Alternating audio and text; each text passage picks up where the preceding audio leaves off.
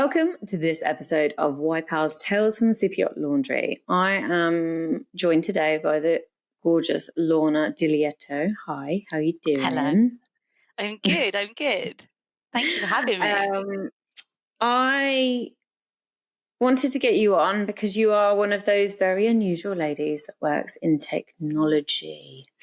You work for Computer Network Defense. We were just talking about it before this recording started, how that's quite easy to roll off the tongue. Or not. So we call it CND for short. So you ended up working in technology, which I always find fascinating because I constantly repel technology and it breaks for me and most of the time doesn't want me to use it. How are you doing? I've been looking forward to getting you on the podcast. It's been a while. Obviously, we started talking about this 10 months ago. That's how old he is now. So I was meant to come on before the baby, but now I'm here with a baby. Planets didn't align, but he's here and he's gorgeous. So congratulations! Thank you so much. Thank you. And I think everybody else is surprised I'm in tech as well because I'm just like you. So it's a shock for everyone. That makes me feel good. It really does. It means there's hope for us all. There is hope for us all. Well, mostly. One hope. So we met for the first time at the Southampton event. That's right. Great event. That was brilliant. You were like proper moved by it, weren't you? You really enjoyed it. It was powerful. I couldn't believe how many people attended. And it was so nice. I mean, just on my table alone, the 10 women, they all had such a nice story and they were lovely as well. Everyone was just so open and honest. It was a really good event. I loved that. I wish I could have gone to more. Well, no, there are more on the horizon. Just I haven't done one this year, but we're supposed to be doing one next year. But it was, that the Southampton one was kind of when we moved up a gear and we really fine-tuned what we were about, kind of getting ladies together. Because, we talked about it, there's a bit of isolation in the beginning when you're kind of stepping out of the yachting industry. But before we go into that, what were you doing before yachts came into your life? What was I doing before? Mm-hmm. So how did I get into yachting? I was working for a rope manufacturing company in the south of England. That sounds really exciting. I know. I think I was the most boring person in the world. But rope we were Sorry. Rope for what? Like what kind of rope? For all sorts. But I was on the maritime leg. So I was looking after bespoke ropes for racer yachts. So 2 yachts would race each other, like Artemis and Matador. They'd race each other every weekend and they'd come to us with different requests to make them go a bit quicker or make them go a bit, I don't know. I don't know what they were doing. I'll be honest, I had no idea where I was sending these ropes or what it was about. So when I went on a business trip with my then manager, I remember turning up in Antibes and seeing the Superyachts for the first time. And I was like, what's that? What's going on? And he explained, and he was like, we don't really deal with them because they do dock lines. They're not really like sail yachts or anything like that. And I just remember seeing a girl walking along with a tray on the outside. And I was like, what's she doing? He was like, she'll be crew. And I was like, I can make tea. In my head, I was like, I can make tea. I could do that. I'm getting on there. So I came away not quite fully understanding what was what it was all about and who was who. So I went to a race team in France saying, can I be your stewardess? Can I make tea for you? And I remember going over to meet them. It was at the Paris Boat Show. And I went over and I was like, hi, I'm Lorna. I've been emailing you. I want to join your boat. And he just grabbed my bicep and was like, no. And I was like, sorry? And he was like, no. And I was like, I just want to make tea. And he was like, no, we need strong people. We need athletes. And I was like, That's oh. And I that's was a thinking that girl didn't look like an brutal. athlete. Oh, it was brutal. But then I realised that super yachts is a totally different category to sail yachts. So sorry. So like they literally let you go all the way out there because you said you wanted Yeah. to make. You're like, I did don't they ask if you have any sail experience? No, to be fair, this was all before like Teams and things like that. So there wasn't much communication other than me being very like positive and I can do anything. So yeah, Are you quite an impulsive person? Because that's quite like, how old were you when you were doing this? that was like 23. So 23, 23. 24. Yeah, I don't know. To be fair, I was just like determined. Once I'd seen that girl, I was determined to do whatever, but not fully understanding anything. And Clearly. then, clearly, exactly, you'll see a running theme on this. um, then I realised I had to get my STCW, and I didn't have any money to like even get the course because they were like £1,000 or 1,500, and everything I got paid went on rent and things like that. So I remember going to the bank and being like, I'll get a loan out. And in the bank, there was one of the guys I used to go to school with. And he was like, Lorna, and we were chatting away. And I was telling him, I want to go and work on these yachts. I'm going to do this course. I'm going to go and get a job out in south of France. And he said to me, he was like, I'm going to pretend you didn't say any of that and that you're going to buy a car and stay at the company you are, because it was like a huge risk for the bank to give me a loan. No So thank God he way. did, and thank God it was with him, that meeting, because he did. The next day I had the money in my account and I went and did it. And then I dog That's walked. oh my god, that's like fate, isn't it? Like you literally were like, you can't say that. I was literally like, I don't know what I'm doing. I'm just going to go out to France. And he was like, whoa, no, Lorna. That's So yeah, amazing. That's it was pretty amazing. mad. So then, yeah, I went out and dog walked like the originals. The originals. Oh, does that mean I'm an original? Yes. Yeah, with the OGs, the ones I actually dog walked. Although to be fair, I probably did it 3 times. I got really bored. Because I was so Really? close. Yeah, no, I was like, what? Why are we doing this? Like, I thought that's what the recruiters, why I went into these recruitment companies to be looked down on and spoken to like an imbecile. Like, I thought that was the gateway kind of thing Yeah. rather than, walking around Oh to no, face more. I got the raw deal and went to the boats and got spoken to like that. Had Oh you dear. travelled before? You kind of ended up in like France or? Yeah, so I moved to France when I was a young girl. We had a bed and breakfast as a family out in France from the age of 12. And then as soon as I finished my studies, I went off and travelled and didn't want to come home. So I already had that bug. So yeah. So when I came home and started getting an office job, I was like very itchy feet. I was like, oh. Well, also, like, I suppose it kind of explains your non-fear because, you'd already experienced France. It's not an intimidating place for you. So, like, it makes complete sense. Yeah, that's true. That's You really could be a true. bit braver in doing it because otherwise you would have come across a bit of a lunatic if you'd never been done anything. You're like, no, that makes sense now that you're obviously, you're already exposed. It's just the detail and getting the job. So how long did Yeah. it take you to get a job? How long was it? So it wasn't long at all. I think it was a couple of weeks.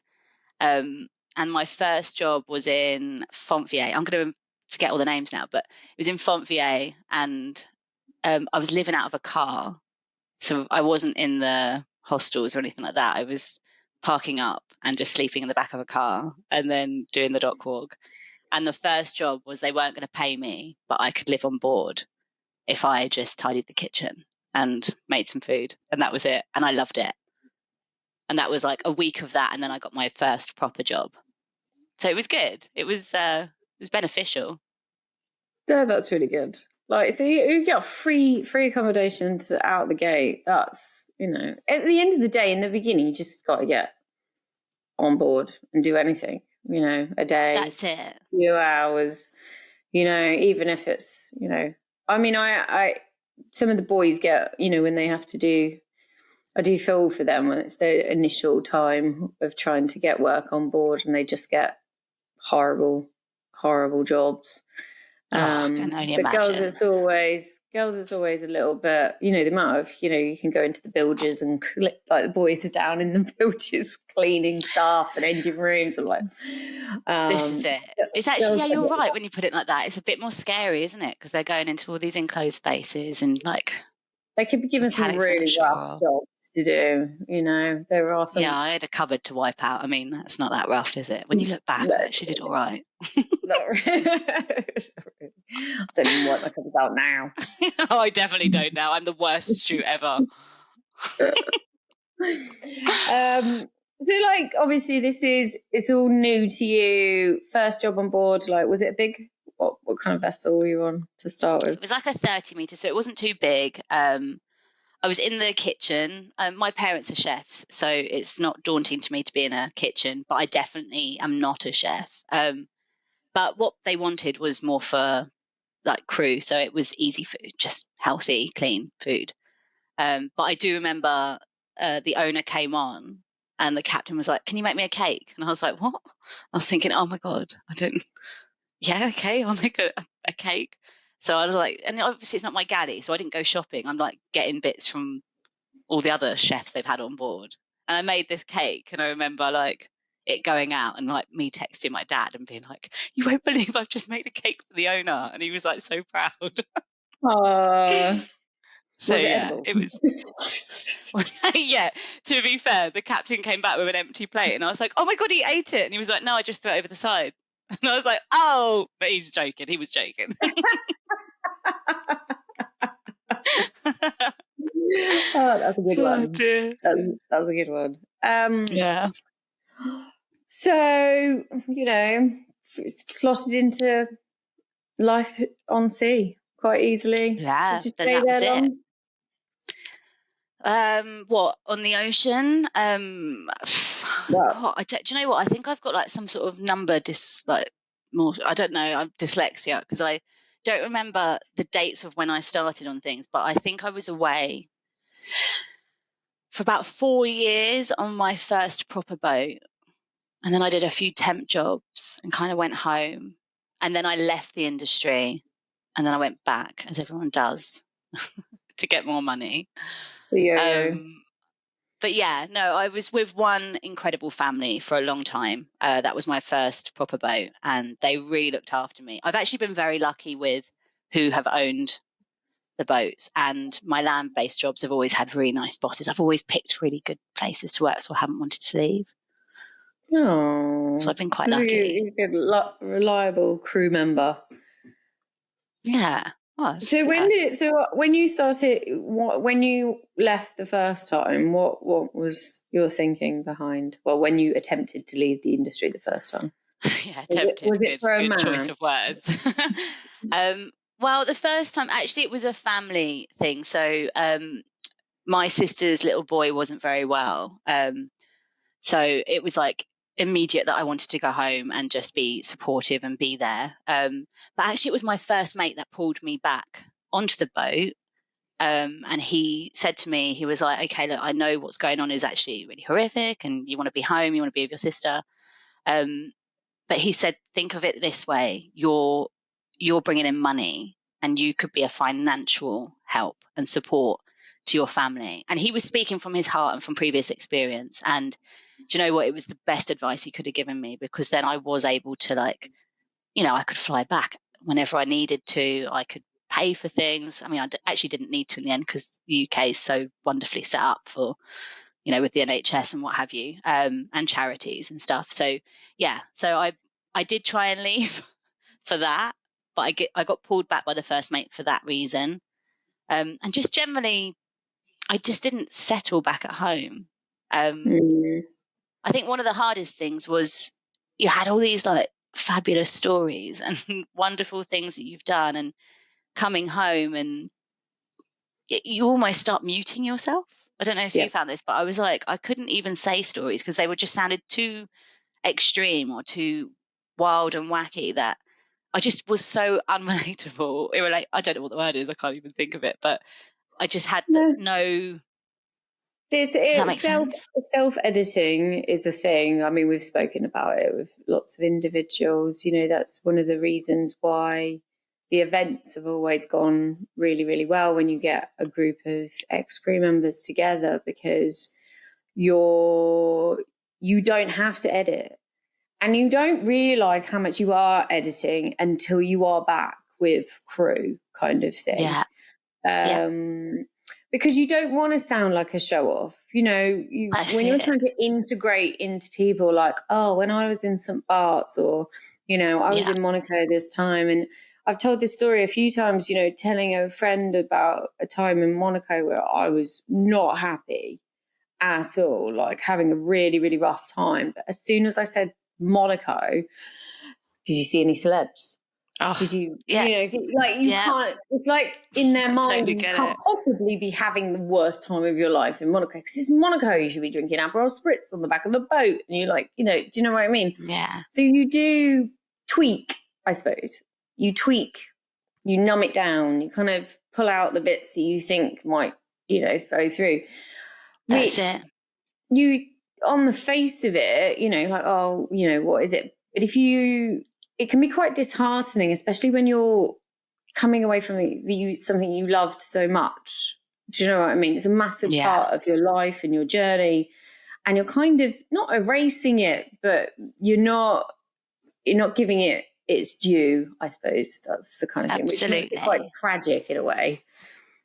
It is. It's sad. But I think I've heard this from people that just go traveling as well, like not just yachts, but people that go off and do like traveling. They come home and they kind of feel a bit lost when they get back to their friends, because nothing's changed for the friends, but so much has changed for the individual. So yeah. But yeah, yachting definitely has that. And like you say, it's actually quite tragic, because you spend so many years as well gaining valuable experience and, well, stories as well. And then I think that's why I was quite excited to be asked to go on this, because I was like, oh, I can speak freely about it. Well, it's, you know, it's I've covered it so many times. You know, it is one of those things that women don't understand as part of leaving, that you kind of end up editing yourself. And I'm pretty sure that it's probably the same for people that have left the military and things like that. Like, you can only understand what it's like to be in the military if you're in it. You know, it is a very unique experience. It's a lifestyle. It's all of those things. And I imagine people in the military probably feel slightly similar. You know, you have, as individuals, when you work in these environments, your own banter, you know, everybody's kind of, you know, there's language that we won't even think about that we use on board, which people on land wouldn't have a clue what you're talking about. Which can be quite off-putting as well when you catch yourself using terminology and phrases or cracking a joke, and you're like, everybody's just looking at you going, what? Yeah, exactly. Yeah, so, no, you know, so true. Psychologically, that also plays a big part in the adjustment. Like, I've got a lady called Emma coming on, who lives in London. She left the industry and set up Living Organised. And she gets, you know, women that are coming out of the industry that want to earn a bit of cash, obviously, you know, around London area. I just wanted to go and work for her, because basically that's a real opportunity to just get together as like girls would have on board, and you clean house or help someone move house. And I'm like, actually, that sounds quite fun. You know, a bit of bants while you're putting stuff together. And, you know, that camaraderie. You could experience that again. And when she was obviously she's coming up in a future episode, I'm like, I would have loved to have done that. And I think that probably would have, you know, but that's a really random thing to say. I would quite like to go and clean with a bunch of girls. No, but it's that camaraderie and that, like you said, banter. You definitely miss that. Definitely do. So yeah, that was hard for like coming out, and I think that's what drew me back. And obviously the work. I mean, the money, should I say? I also did a catering company, so I tried to start a catering company with my sister and my mum, and it was brilliant, really successful. But it was a labour of love. What we like, the money just it was really hard to get it off the ground. So after that, I went into private housing. So I went to be a chef in a private house in Henley, and I was there for a long time. I was there for a couple of years, and I really loved it. Really great experience. Very much, what I was used to with the yachting world. It was that kind of clientele, and loved it. But then Italy's beautiful. Like, I went there for the regatta thing. It is lush around there. Have you done the festival, the Revival Festival in Henley? No. Oh, if you ever get an opportunity, it is brilliant. So much fun. So much fun. Have a look into it. Yeah, sorry, I digress. Yeah, so I was chefing in Henley, loved it. Bought my little house in Reading. And then I rekindled things with my now husband. And I wanted to start a family. And he was like, we haven't really got the money, Lorna. And I was like, I can get money. I'll go back yachting. So I did. Money's no so problem. I went back. I was like, money's not an issue. So I did. I went back for another year and got all the money for like a bigger house deposit, and So your other half was on board as well? No. He's a fireman in London. So he stayed behind. I think it was hard, but we made it work. He's a fireman. Is he still a fireman in London? Yeah. Oh, you've got a thing for uniforms. I get it. Yes, I do. Right over your shoulder. I mean, I've got a thing for just him in his uniform, I should say. I forget this is being recorded. See, in my head, it sounds really idyllic. We've got like a little fire station down the road where we live, and they were doing a car wash. And I was like, yes, let's get the car wash and donate. The oldest goddamn fireman in the world. Like, I was like, is this a retired fireman car wash? This is not what I thought it was going to be. The guys that do the calendars, where are they? Do you know what? As soon as you said car wash, I was like, I know exactly. I can picture it already. I can see exactly what that was.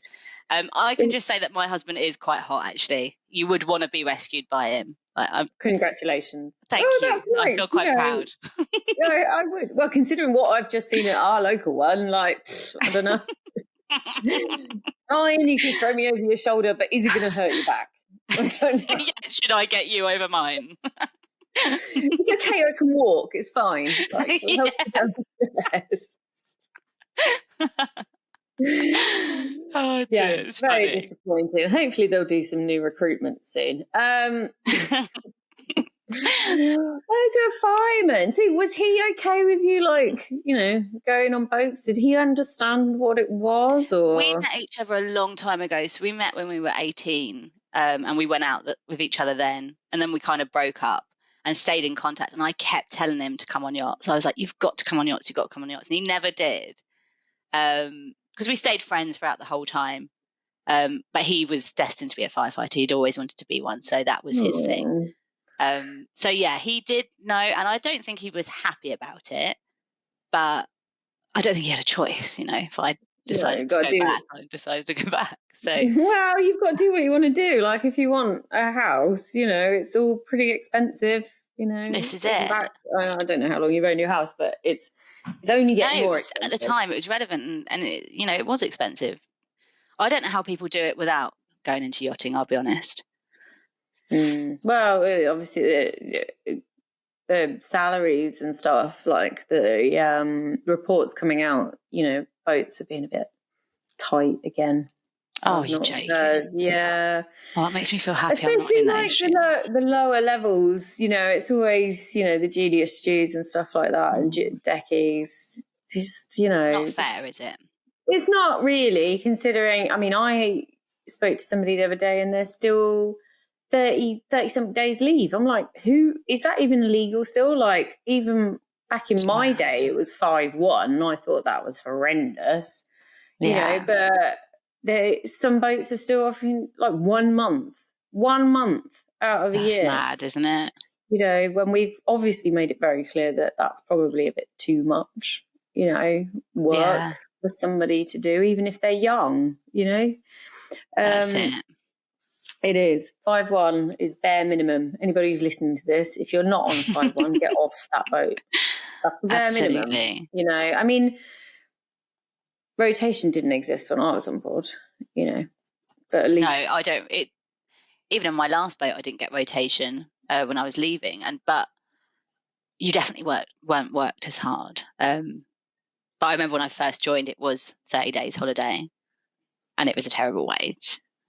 Terrible wage. But at the time, I was like, I'll get my foot through the door. This is it. And you do, which is terrible because it just lowers the standard for everybody, which is not right. So I'm not recommending that.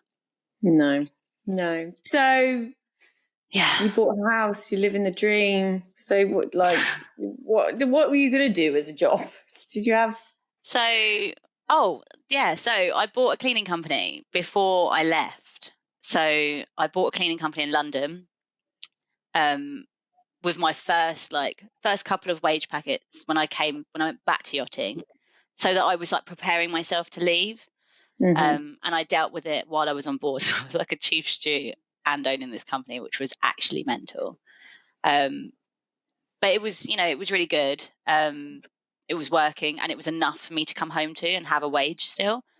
So then I came back, and then COVID hit, and literally, I mean, the one thing we couldn't do was see each other, so I couldn't have my cleaners go into people's houses. It was just horrific. It just wiped your business out completely in one stroke. We continued to keep going. We managed to get through it. And I sold the cleaning company last year, actually, which was really good. But it was definitely something just to get me through maternity, get me back to land. I hated it. And I take my hat off to all these women that come on your podcast who have got businesses, because it's not for me.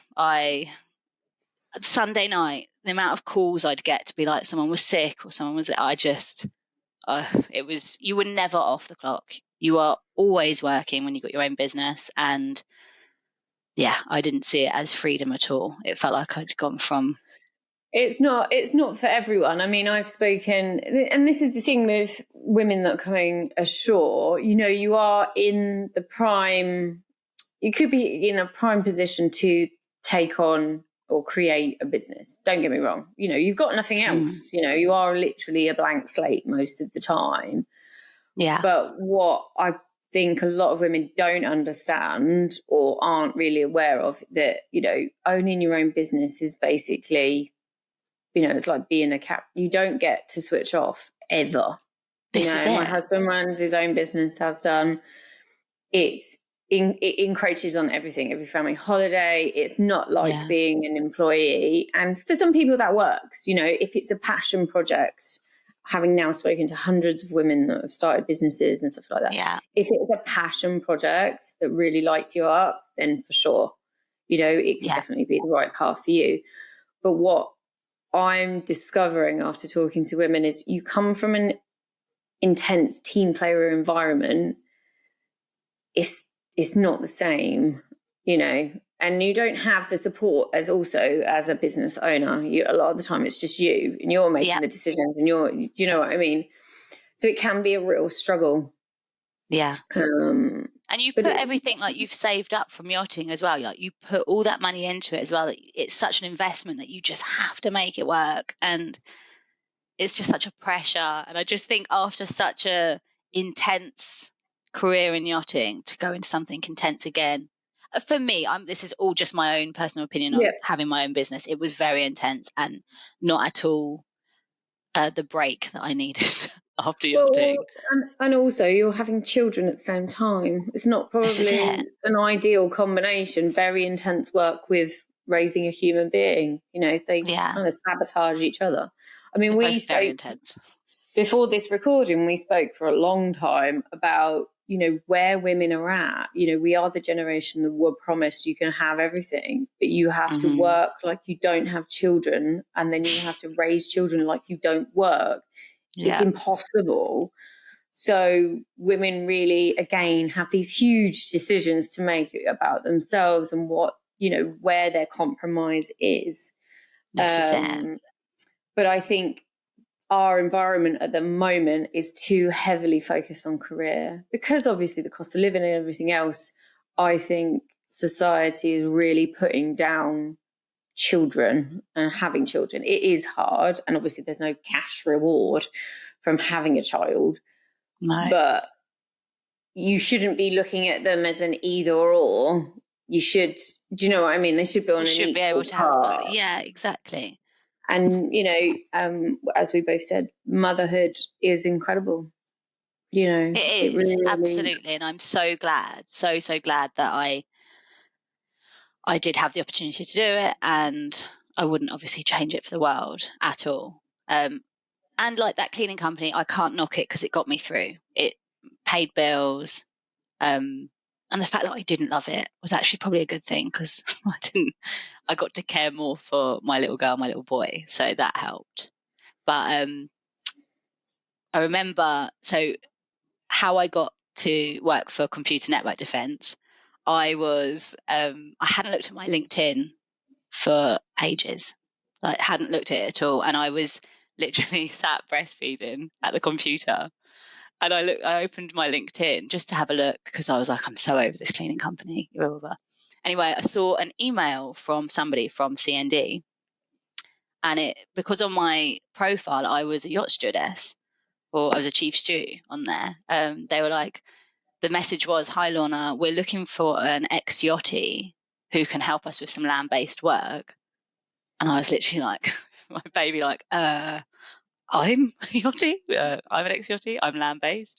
So I just sent back and said, well, I am, but I'm not at all. I don't know anything about cybersecurity.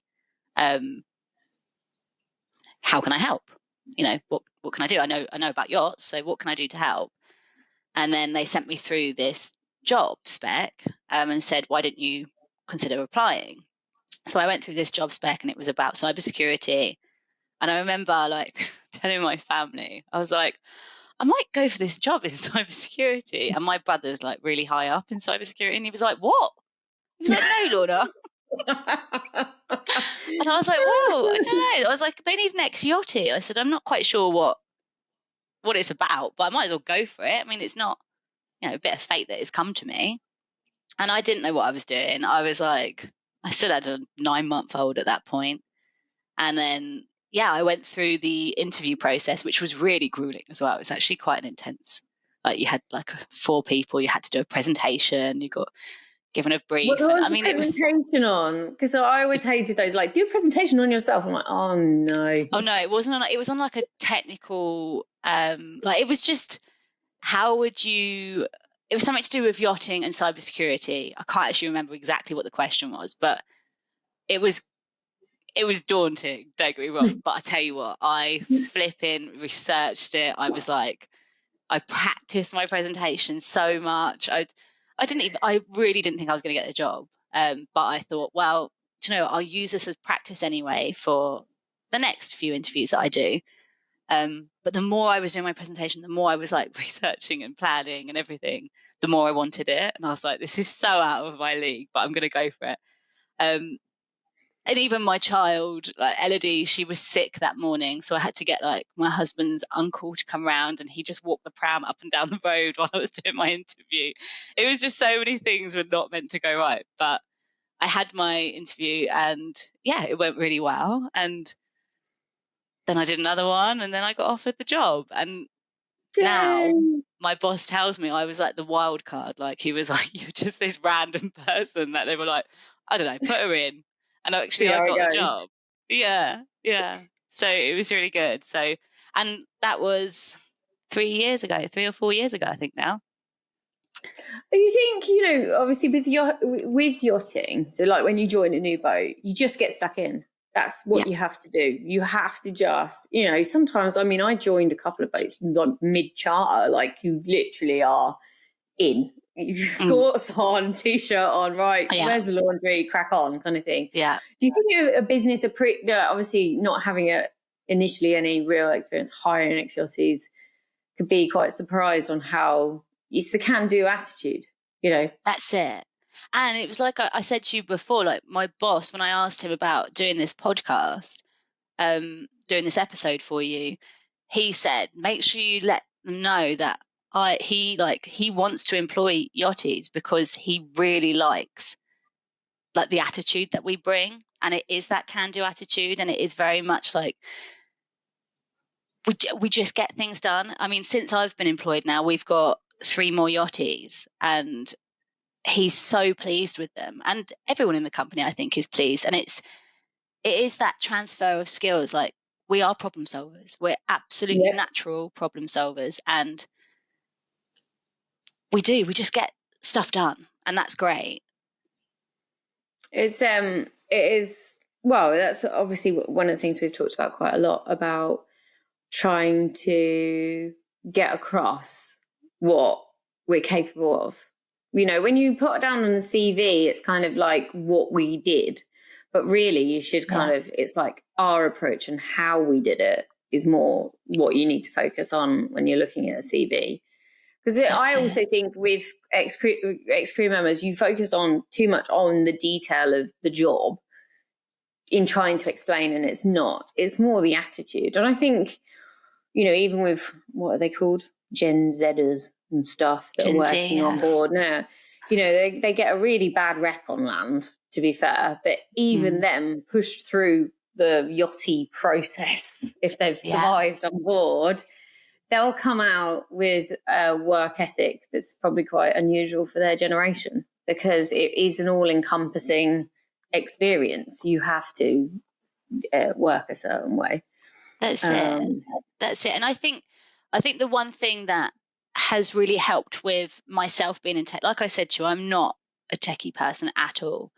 But one thing I like to pride myself on is I do have emotional intelligence. And so when I'm networking, it's so much more like, it feels natural for me to just go and strike up a conversation with whoever in that networking room. And, you know, generally people that go into tech like to be behind the screen, like to not have that interface. So I'm an anomaly really in that whole situation.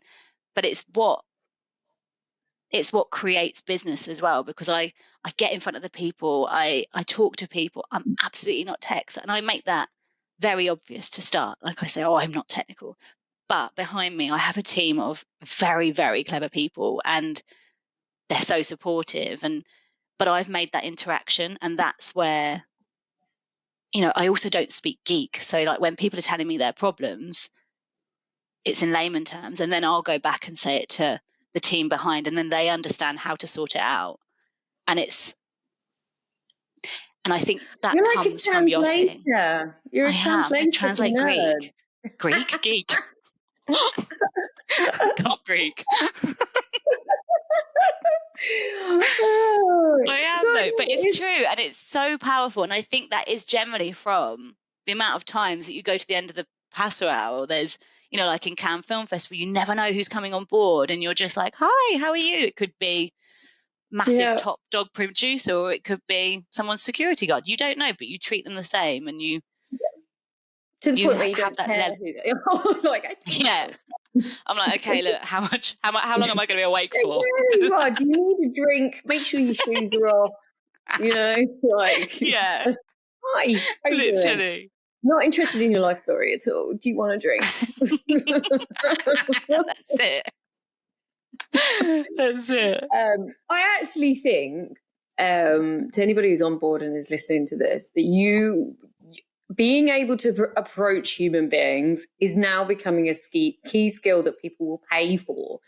Because, and I use as a prime example, I'm trying to do some marketing stuff for my husband's business, and I'm trying to talk to these creative people, and they keep emailing me. I'm like, can we just book the call and then we can chat about it? No. Before we do the call, can you send me this, and this? I'm like, yeah, but I could just tell you, like, just book the call. No, but just to make sure that we can prepare. I'm like, you're not going to prepare anything, because this is the initial bit. Just talk. And I'm just, you know, people keep talking about it, especially when they're talking about Gen Z and stuff like that, and the COVID effect. You know, you've got a whole bunch of teenagers that would have had their prime exposure to the working world kind of stopped. Do you know what I mean? And it hasn't gone back the full experience of what we went through, as youngsters. So, yachties are just you're going to get more and more valuable as long as do you know what I mean? Like, Absolutely. just having that skill to be able to talk to a human being, who would have thought it? Yeah, it's mad, isn't it? Becomes an asset. Do you know what I mean? Just not being afraid to just go, hi, do you want a drink? This is it. But I also think, like, another thing you really gain from yachting is reading the room. So, like, you're obviously, these people are going on their private yachts to relax, to take time away, to have a holiday.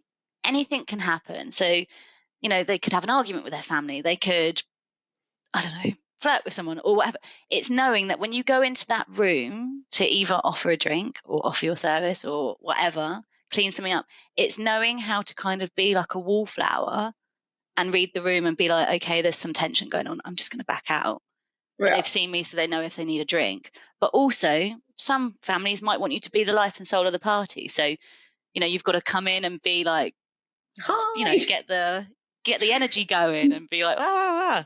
So it's and I think that is another key to, like, amount of times you walk into the main salon and there's kind of this weird vibe, and you're like, anyway, and then they look to you for to diffuse the weird tension. Oh yeah, no, I'll have a drink. They probably didn't want a drink, but they were like, oh no, just talking, and what have we got for dinner? And where are we cruising tomorrow? Like, do you know what I mean? Yeah.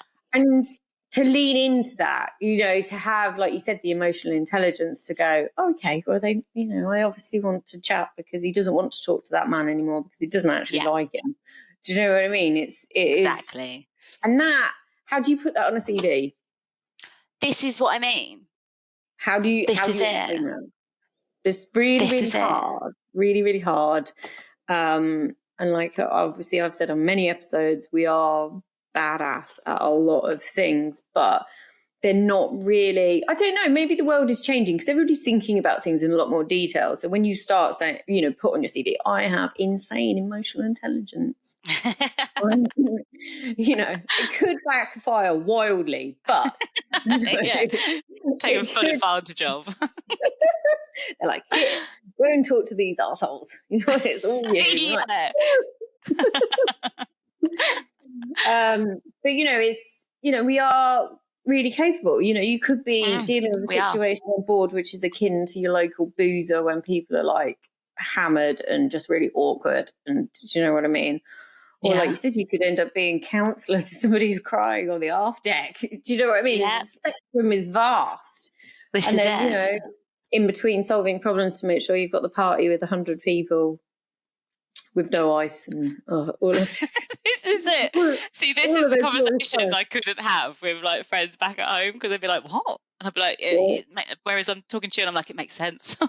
You know exactly what I mean, And you walk out of a boat I just remember jumping onto a boat. They're like, it's just a temp gig. And I was like, it's just a temp gig. I'll just go on and like get on there. Like, right, we've got a party of 50 people. Like, okay, where's the wine?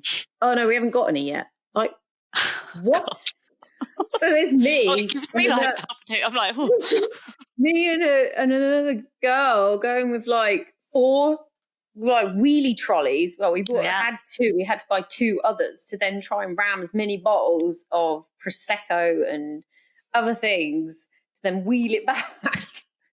My God. In a foreign country, and you just but to be fair, like it was an Italian.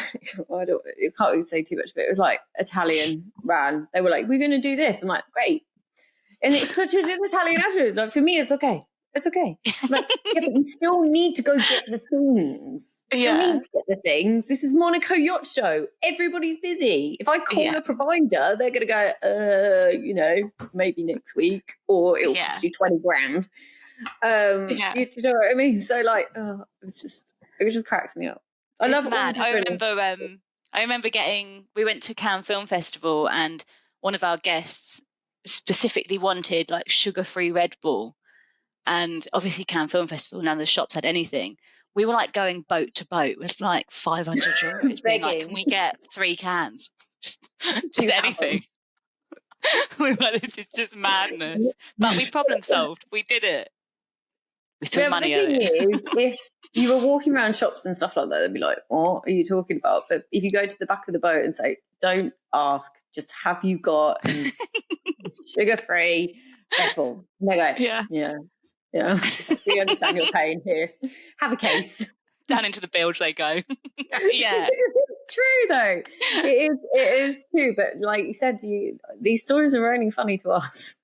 This is it. Everyone else are like, no, that didn't happen. I'm like, well, okay. It did. But anyway. It did. So your boss has completely embraced the ex crew members, you know, you've got from you must have done a good job because he's hired more. Yeah, absolutely. I mean, by me going on maternity was also very helpful.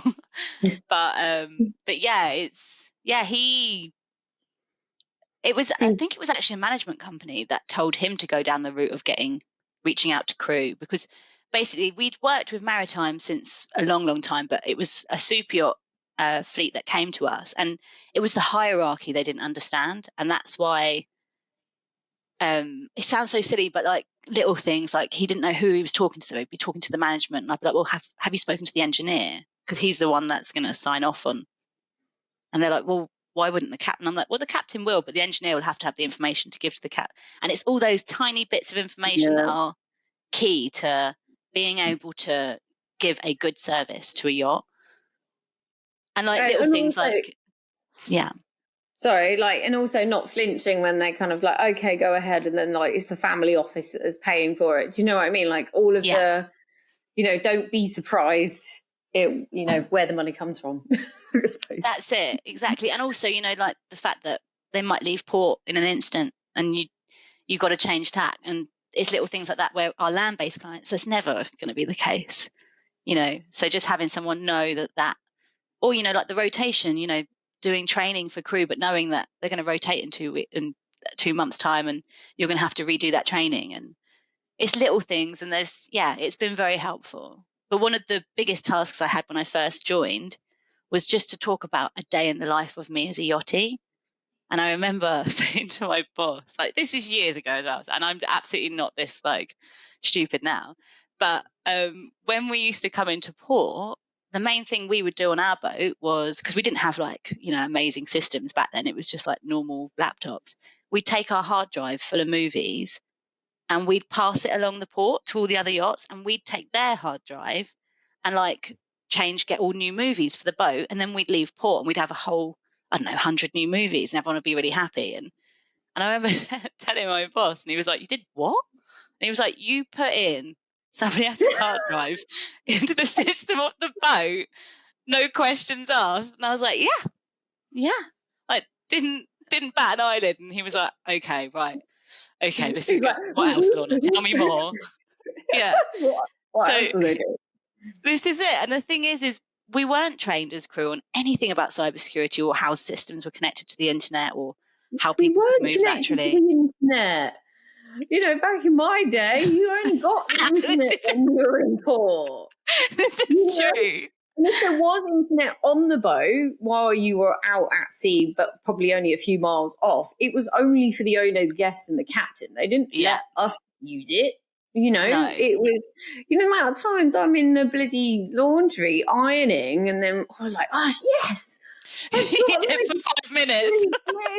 Like some messages have come through because we're passing some point somewhere and it's managed to pick up and you'd be like, Mom, I'm alive. And then she wouldn't hear from you for another 4 days. No, it's not. It wasn't the thing, you know. We didn't have the internet, you know. It wasn't a thing. I remember one boat we worked on, the engineer, we'd all left the boat had turned into an absolute nightmare, and this guy that took it over was saying that he was being hacked by the Americans and they'd got into his yacht, and we'd left that boat. The engineer was like, that's impossible. That system was so old. He's talking absolute rubbish. Like, you can't connect into that boat because they never updated anything anyway. You're better off going in there with a pen and a pencil. But yeah, no, it's totally different though now. Nowadays, everything seems to be connected. Everything is interconnected, and yeah, it's very important nowadays. But yeah, back in the day, it wasn't so much, and we weren't trained. It wasn't necessary because you weren't connected. But obviously the world is changing. I mean, let's say in the last, 2 years, Starlink's changed the game again. So obviously went from like the Vodafone, your traditional settings and all that kind of stuff. Starlink's changed the game again. Like, I'm pretty sure I've been told they've undercut everybody and, really? just taking control, because his satellites are better than everybody else's, I guess. There's more of them, We've got Starlink in our house because BT can't connect to us. This is it. This is it. See, so you can't knock it really if it's working. This is the thing. No, love him or hate him, old Elon. But it's changing at such a vast rate of knots. I guess you're going to have to be a lot more technical eventually. Yeah, absolutely. And I mean, one of the things that C&D is great for is training us. So I'm in more of a business development role now. So they've kind of moved me onto a side of the business, which is using a platform called Splunk, which is a very unfortunate word. Can you actually say it with a straight face? You want to say that loud for the listeners? As soon as it started going into my head, I was like, I can't say this, can I? You've got to, can you just repeat that for the listeners, please? I don't think I heard. Splunk. Splunk. So SPLUNK. So this is what's really funny is obviously like when I was building up the maritime side of the business, I was going to loads of different events, and obviously like Yacht Pals of Wisdom, it was like women in like yachting and blah, blah, blah. Like we were doing all those events to like promote, ourselves and just figure out what the industry needed. And I remember telling my husband when I came back, I was like, oh, they're going to get me into a different side of the business. I said, I'm going to be looking after the Splunk clients. And Sam was like, I hope you're not going to go to any events with women in Splunk. Yes, I really want to create them. I'm going to do it. I'm going to do it. Pearls of Wisdom partnered with Splunk. I would get everybody's attention in the whole of the industry. The men will not be able to control themselves. This is it. I think it's a selling point. I think it's a game changer. We've got to do it. Next event. 100%. Like, this is what's happening. You honestly, if I start putting that up on social media, your Pearls of Wisdom. I know. In partnership with Yep, I'm doing it. I'm just, I'll do it at the same time as, because we were watch this space. We're talking about doing another podcast and calling it Balls of Wisdom. In partnership. Can I be on that one? Can we sponsor it? Sponsored by Splunk. Brilliant. Oh dear. Like in this day and age, to get attention, you have like, that's bants. As far as I'm concerned, that's bants on board. And there is loads of bants, and there's loads of different things on board boats that have funny names and stuff like that. So like for yachties, amazing. Like they'd love that. They'd love that for sure. Yeah. We don't take life too seriously on board. This is it. If you didn't have banter on board, the job would be horrendous. It would be the longest of days. You're like, I think that's grounds to leave a boat. If you don't have good banter on boat, like I'd leave. I think that's common for a lot of people. When the vibe, everybody talks about like the vibe just changed on board. It's like basically some killjoys just ruined everything. Yeah, that's it. That's it, a bad egg. But that can happen in land-based jobs as well, True. You've got to have that fun. But I suppose, like you say, with yachting, it's like 24/7. It's like you got the bants, but it's quite unique on board, but it gets you through some really, really tough times. Long times, yeah. I'm so excited about your new projects. Like I can't splunk it with Yacht Pearls of Wisdom or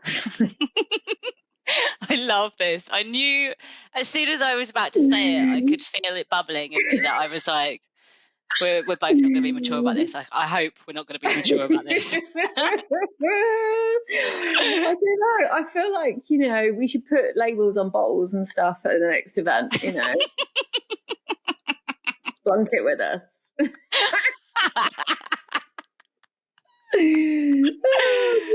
I can't wait. Yeah, no, So funny. I'm up for it. I really am. Right. So anyway. Yeah. Sorry. I digress completely. Back to being serious. Back to being serious. Yeah. Serious back tech to being person. serious. What 3 things would you give as advice to either a woman on board or thinking about the industry? Like, what are your 3 bits that? But yeah, 3 bits of advice. Could be on board. Could be like, what are your takeaways from your time in yachting? It could be about leaving as well. Okay, 3 things. First thing that jumps to mind is prepare. If you're wanting to leave, prepare to leave. Don't just leave. Prepare. So, and when I say that, I mean save money, either requalify, know where you're going, have somewhere to live, like little things like that. So prepare to leave is like my first one. And that can be done like a year in advance. If you know where you're going, you're more likely to say no to that night out in Monaco or that night out in St. Bart's, and because you've got more focus, you can't start saving your money. Well, you don't. You can still go out, but you don't buy the magnums and stuff. Do you know what I mean? Like, rein it in a little bit. See whether somebody else buys the magnum. Do you know what I mean? Bang on. That's exactly it. Exactly. My next advice is network.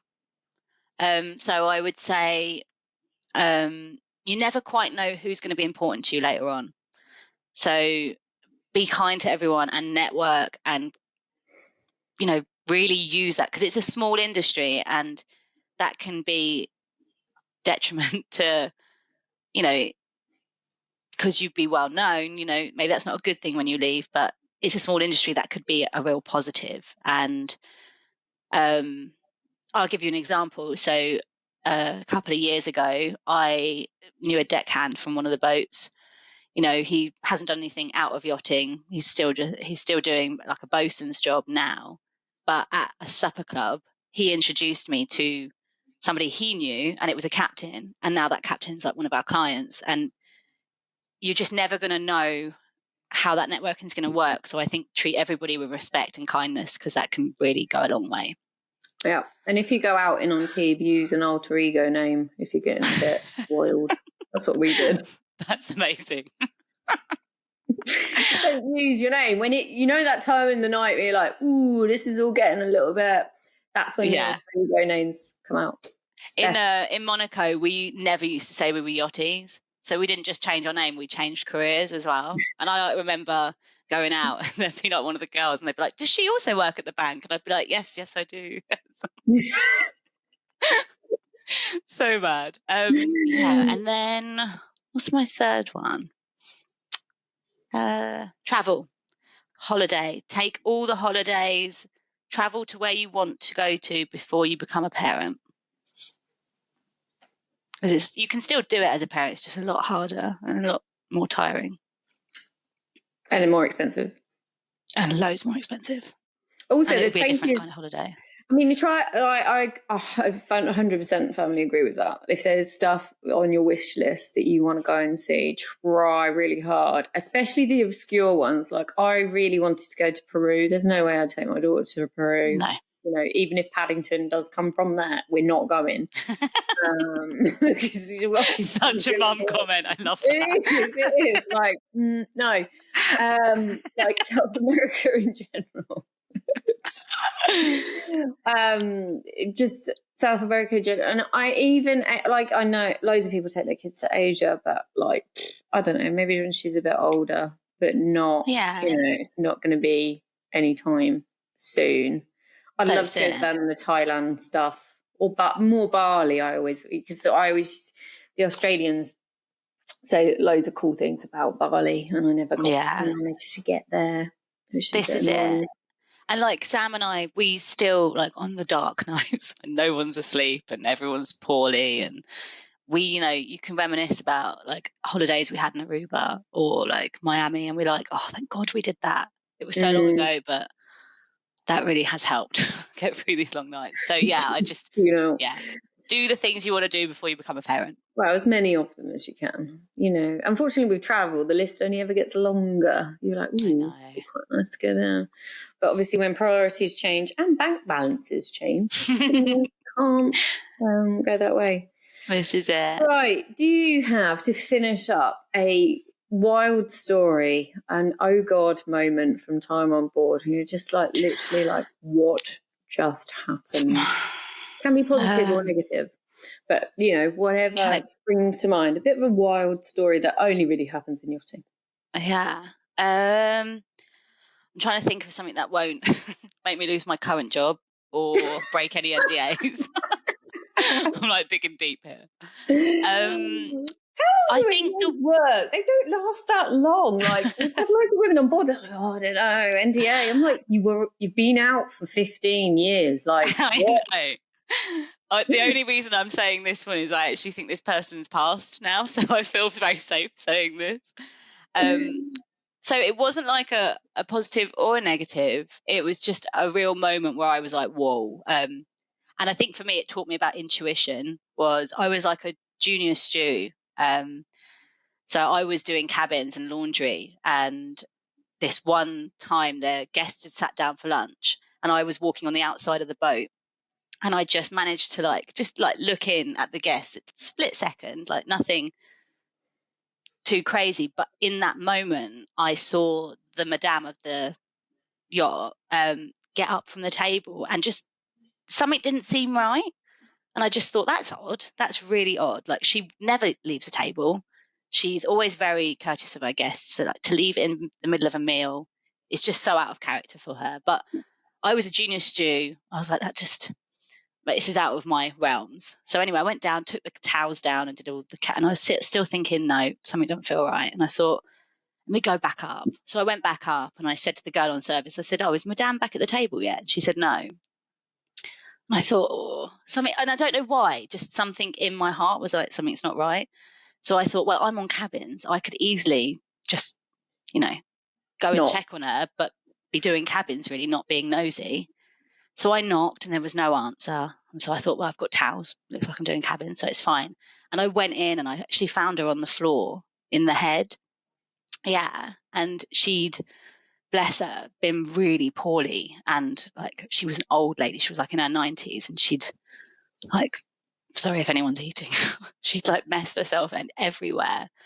And pure instinct, I just was picked her up, popped her in the shower, washed her down, got her into her pajamas, got her into bed. And we didn't talk the same language at all. But I just knew that she was so ashamed as well. And it was so painful for because I didn't know if I was doing too much or because she couldn't even tell me. But I thought, no, if this was my nan or whoever, I'd do this. And it's much better that some, young girl that does her laundry washes her rather than her son's coming in or the captain. Bring loads of attention to it and stuff. This is it. So I put her into bed and I went out and I explained what had happened. And to that day, she was the best woman I've ever worked for. She was so good. With my sister and her son, when my sister's son was poorly, she flew me home, instantly private jet back to wherever. She looked after me after that. And she was a really good woman. But yeah, that was very much my I don't know, it's a moment that stays with me. This is it. This is one of the things, when people say, oh, you work on yachts and stuff, they're people. Absolutely. People, and you can show compassion to somebody who's got loads of money or no money. We're all people. And I think it's you are in their intimate moments. It, like you said, the emotional intelligence comes from you're absorbed into their lives for a period of time. That's it. But no, that's actually really nice. Oh.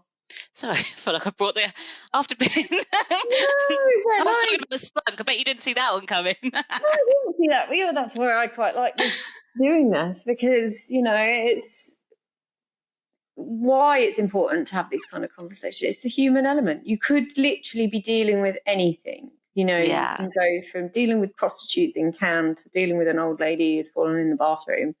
The spectrum is enormous. This is it. Which also, like we've said, makes us super versatile. We've dealt with a whole load of stuff. They should pay us more.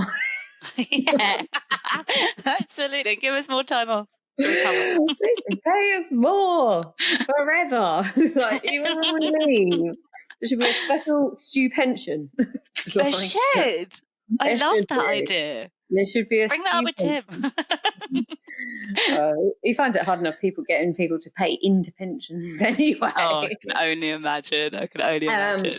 It's been an absolute pleasure talking to you. It has. We can chat for a very, very long time. And there's hope for all of us to work in technology, basically. Absolutely. You know, a lot of these, I think a lot of companies are catching on, especially ones that are kind of connected to the industry anyway.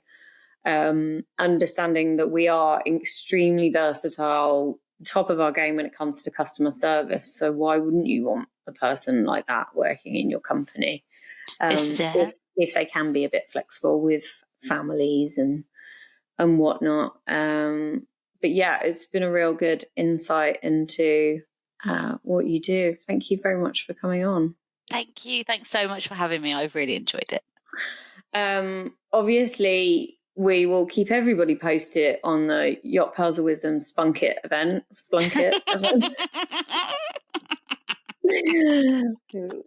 Watch out for the social media. I want to do it. I just so want to do it. I just want to force people to say it out loud, especially at shows.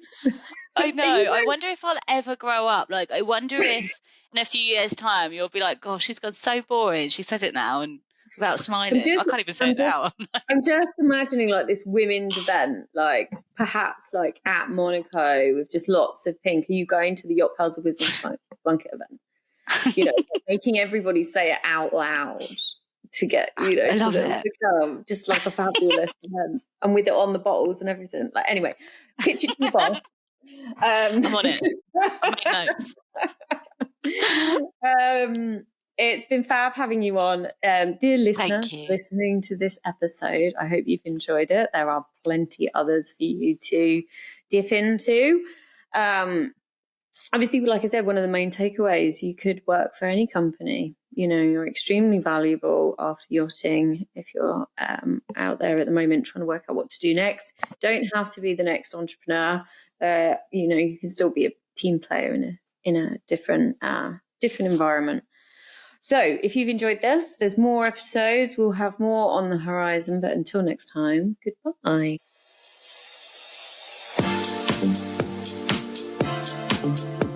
Thank you.